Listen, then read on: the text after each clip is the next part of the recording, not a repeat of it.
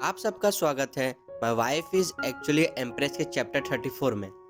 Chapter की starting वांग family के घर से होती है, जहां पर चेन्नई ने उन पे अटैक कर दिया होता है और सबको पकड़ लेता है। तभी यून आई चेन्नई को बताता है कि उसने पूरे घर की तलाशी कर ली, लेकिन उसे सिर्फ इस घर के नौकर और वांग फैमिली के रिश्तेदार ही मिले।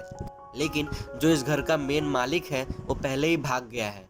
तभी चेन्नई बोलता है कि लगता है उसे पहले से ही किसी ने बता दिया होगा और सोचता है कि ये लोग जरूर 6 डोर के अंदर कुछ प्लानिंग कर रहे हैं। ये सब ली अपने छत पे खड़े होके देख रहा होता है और वो कहता है कि इस बार की नई महारानी ने हुआंग फैमिली के खिलाफ फैसला लेना शुरू कर दिया।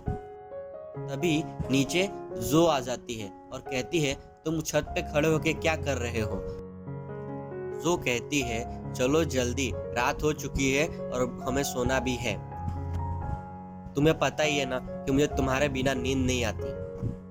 ली कहता है, हाँ मैं अभी आ रहा हूँ। सुबह हो जाती है और ली कहता है, आज हमारी पहली एनिवर्सरी है जब मैं और जो पहली बार मिले थे, तो मुझे उसके लिए कौन सा गिफ्ट लेके जाना चाहिए जो उसे अच्छा लगे। तभी लीजो आ जाती है और ली को कहती है, मकान मालिक आज मैं बहुत ही अच्छे मूड में हूँ। फिर ली कहता है, क्यों आज तुम इतने अच्छे मूड में क्यों? तुम्हारे साथ आज ऐसा क्या हुआ? तभी लीजो ली को कहती है, वांग फैमिली के सारे लोग को चेन्नई ने गिरफ्तार कर लिया है। तभी ली लीजो को कहता है कि तुम पहले वांग फैमिली में काम करती थी, तो तुम्हें खुशी हो रही है? लीजो कहती है, वो सब बहुत पुरानी बात है, अब मैं एक होटल में काम करती हूँ। ये सब जाने दो मकान मालिक, मैं आपको इसलिए ढूंढ रही थी क्योंकि कल मैंने एक लाश को देखा जिसके सीने पे एक लोटस का डिजाइन बना हुआ था, जैसे मेरे पापा के पास था। तभी ली कहता है कि तुमने पहले ये कहा था ना कि लोटस के डिजाइन वाला कोई भी नहीं है। लीजो ली को कहती है, जब भी मैं कोई लाश को देखती हूँ तो मुझे पुरानी बातें याद आने लगती है, इसीलिए मेरा दिमाग काम करना बंद कर देता है। तभी ली लीजो को बोलता है, तुम क्या बोल रही हो? तो तुम्हारा दिमाग कभी भी काम नहीं करता है। ये सब छोड़ो, हमें 6 डोर के पास जाना चाहिए इन्वेस्टिगेट करने के लिए उस लाश के बारे में। तभी ली लीजो से कहता है कि आज के टाइम लड़की क्या पसंद करती है। तब लीजो कहती है, ये बहुत मुश्किल है, मैं नहीं बता सकती। मकान मालिक आप ये क्या कर रहे हैं? हम लोग दिन में ही चोरों की तरह घुसेंगे 6 डोर के अंदर। तभी ली लीजो को कहता है, तुम टेंशन मत लो, मैंने पहले ही ट्रू क्यू का इस्तेमाल किया है, जिससे मुझे ये मालूम चला कि यहाँ पे कोई भी पहरेदार नहीं है। ली लीजो को कहता है कि सारे 6 डोर के लोग वांग फैमिली को पकड़ने गए हैं, इसीलिए कोई भी इस जगह पहरा देने के लिए नहीं है। तभी लीजो कहती है कि मकान मालिक, ये रही वो लाश जिसके सीने पे लोटस का सिंबल बना हुआ है। तभी ली कहता है, हाँ ये वही लोटस का सिंबल है। तभी ली कहता है, इसके बाद इसको क्या हुआ था इसको फाइल पढ़ने के बाद ही मालूम चलेगा हमें। फिर वो फाइल पढ़ता है।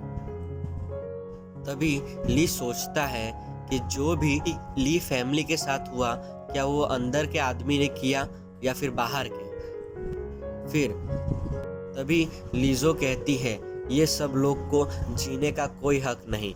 तब ली कहता है कि क्या मैं उन सबको मार दूं? लीजो ली को कहती है, वो सब मरे हुए लोग हैं, उन सबको ऐसे ही जाने दो। तभी ली कहता है कि तुम कितनी मासूम हो और भोली भी। तभी लीजो कहती है, मैं मासूम और भोली नहीं हूँ। तभी हमें टेम्पल का सीन दिखाया जाता है जहाँ पे ब्लैक टाइगर के लोग छुपे हुए होते हैं। तभी ली वहाँ आ जाता है और कहता है, क्या तुम लोग ब्लैक टाइगर गैंग हो? तब वहाँ के लोग कहते हैं, तुम कौन हो? तू छोटे से लड़के, तू हमारे इधर क्या कर रहा है? तेरी हिम्मत इधर आने की कैसे हुई? तभी ली एक छोटे से पत्थर से उस पे हमला कर देता है और वो उधर ही खत्म हो जाता है। तभी ली कहता है, लगता है मैं सही जगह पे हूँ, सबको अब मरना होगा और अगले जन्म में अच्छे आदमी बन के आना। तभी ली एक एक एक करके सबको मारना चालू कर देता है। भी लास्ट में सिर्फ उसके गैंग के लीडर बचता है और वो कहता है ली को, मुझे जाने दो, मैं तुम्हें जितना चाहे उतना पैसा दे सकता हूँ। तभी ली गैंग के लीडर को कहता है कि तुमने ली फैमिली को क्यों मारा, तुम्हें किसने बोला था उसे मारने के लिए, किसने पैसे दिए।